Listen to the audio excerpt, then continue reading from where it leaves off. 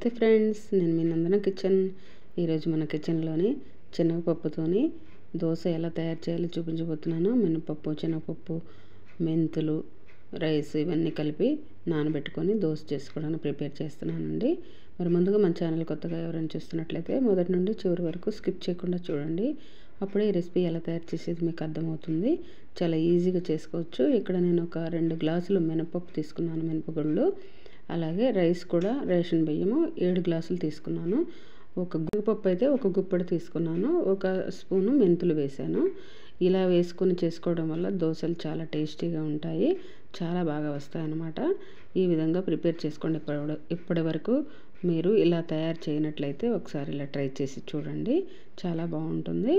దోశ అయితే ఇక్కడ మనం శుభ్రంగా కడిగేసి ఒక 5 గంటలు నానబెట్టుకున్న తర్వాత ఇలా గ్రైండ్ చేసుకుంటున్నాను. మీ దగ్గర గ్రైండ్ ఉంటే కూడా అలా గ్రైండ్ చేసుకోవచ్చు.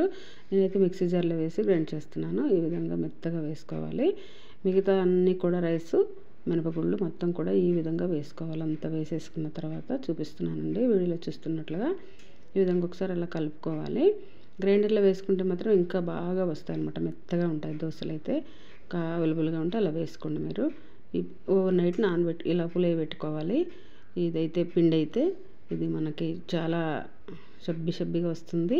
ఇది మనం గుంత పొంగనాలు కూడా వేసుకోవచ్చు దీంతోనే, ఈ బియ్యంతోనే, మనం ఈ తీసుకున్న క్వాంటిటీతోని మనకి ఈ విధంగా గుంత పొంగనాలు వేసుకోవచ్చు. ఇలాగా మనకు దోశలకు కూడా ఉపయోగపడుతుంది, గుంత పొంగనాలకు ఉపయోగపడుతుంది పిండి అయితే. దీనిలోనే ఉప్పు వేసుకొని కలిపాను. ఇప్పుడు మన చట్నీ కూడా పుట్నాల పప్పు, పల్లీలు, పచ్చిమిర్చి 4, ఎల్లిగడ్డ, కరివేపాకు వేసి కొంచెం చింతపండు వేసి చట్నీ చేస్తున్నాను. మనకి ఇందులో సాల్ట్ వేసి తగినంత సాల్ట్ వేసుకొని ఇప్పుడు అంతా కలిపేసుకోవాలి. ఇలా కలిపేసుకున్న తర్వాత మనకు దోశకు ప్రిపేర్ చేసుకోవాలి. చూడండి, మనకి ఇక్కడ చట్నీ కూడా రెడీ అయిపోయింది. పల్లీల చట్నీ, పల్లీలు పుట్నాల పప్పు చట్నీ. ఈ విధంగా చేసుకున్న తర్వాత దీనికి చిన్న పోపు పెట్టుకుందాము. ఈ చిన్న పోపు పెట్టుకొని వేసేసుకుందాం ఇందులోని. చూడండి, చక్కగా చట్నీ కూడా రెడీ అయిపోయింది. మీ దగ్గర ఎల్లిపాయ కారం ఉంటే కూడా వేసుకోవచ్చు, చాలా బాగుంటుంది ఈ విధంగా చేసుకుంటే. ఇప్పుడు దోశ వేసుకున్నాము చూడండి, ఈ విధంగా వేసుకోవాలి. నాన్ స్టిక్ పెట్టి ప్యాన్ పెట్టుకొని ఈ విధంగా వేడైన తర్వాత దోశ వేసుకోవాలి. కొత్తగా చూసేవారు ఎవరైనా ఉంటే అబ్జర్వ్ చేయండి. చాలా ఈజీ ప్రాసెస్, సింపుల్గా చేసుకున్న రెసిపీ అండి ఇది. మరి ప్రతి ఒక్కరు కూడా మిస్ అవ్వకుండా చూడండి. నందన కిచెన్ సబ్స్క్రైబ్ చేసుకోండి. మీ ఫ్రెండ్స్కి, ఫ్యామిలీ మెంబర్, రిలేటివ్ షేర్ చేయండి, సబ్స్క్రైబ్ చేసుకోండి. ఈ విధంగా మనము వీటిని కాల్చుకోవాలి. ఈజీగా తీసుకోవచ్చండి. ఇలాగా మీడియం ఫ్లేమ్లో పెట్టుకొని ఈజీగా తీసుకోవచ్చు. దోశ అయితే మాత్రం చాలా రుచిగా ఉంటుందన్నమాట. ఇలా శనగపప్పు, మినపప్పు వేసి చేసుకుంటే తింటుంటే మెత్తగా అసలు నోట్లో వేసుకుంటే కరిగిపోయే విధంగా వస్తుందన్నమాట. ఒకసారి ట్రై చేసి చూడండి మీరు కూడా. ఈ విధంగా ఒకసారి ట్రై చేయనట్లయితే ట్రై చేయండి. మిగిలిన దోశలు కూడా ఇలాగ వేసుకోవాలి. మనకి ఎన్ని కావాలో అలా వేసుకొని మిగతా పిండి ఫ్రిడ్జ్లో స్టోర్ అయినా చేసుకోవచ్చు. మనకి ఎప్పుడు కావాలంటే అప్పుడు సాయంత్రం పిల్లలకి స్నాక్ టైంలో కూడా ఇలాగ దోశ వేసుకొని పెట్టుకోవచ్చు వాళ్ళకి కావాలనుకుంటే. లేదంటే గుంత పొంగనాలు వేసి పెట్టుకోవచ్చు స్నాక్ టైం కానీ, మార్నింగ్ టిఫిన్ కానీ. అలాగే ఈ విధంగా చాలా సింపుల్ ప్రాసెస్ అండి. ప్రతి ఒక్కరు కూడా మిస్ అవ్వకుండా చూడండి. ఇంత రుచికరమైన మరి ఈ రెసిపీ కూడా మీరు కూడా ట్రై చేసి మీ ఇంట్లో వాళ్ళకి రుచి చూపించండి. ఎలా ఉందో మాకు కామెంట్ చేయడం మర్చిపోకండి. మనకి రెడీ అయిపోయినాయండి దోశలు అయితే. చాలా టేస్టీగా, చాలా మెత్తగా, చాలా బాగా వచ్చాయి. మరి ప్రతి ఒక్కరు మిస్ అవ్వకుండా చూడండి. లైక్ మాత్రం తప్పకుండా ఇవ్వమని మరీ అడుగుతున్నానండి.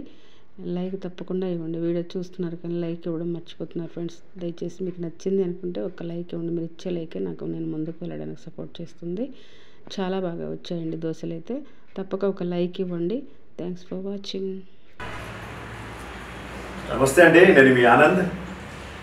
రీసెంట్లీగా యూట్యూబ్లో అన్ని ఛానల్స్ యూట్యూబ్ చూస్తుంటే సడన్గా నందన కిచెన్ అనే ఒక వచ్చింది. ఫుడ్కి సంబంధించిన ఒక అప్లికేషన్ చూశాను.